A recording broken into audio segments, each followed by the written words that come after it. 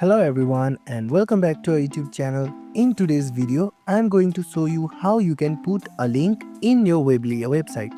You can use link on different items such as text, images and many more. For this, first of all, you have to open the web browser on a mobile device and go to Weebly's official website, that is www.weebly.com. From there, click on the website that you want to edit by clicking on Edit Site. Once you click on it, you will be redirected to the Weebly Editor app.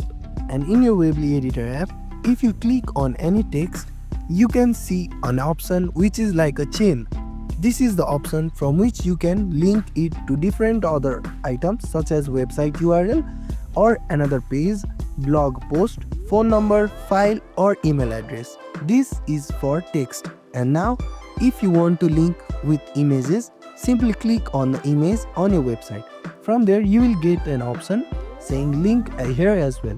If you click on it, you can link the image with a website URL as well, standard page, product page, blog post, phone number, file as well as email address. Now you know how you can put a link in your Weebly website.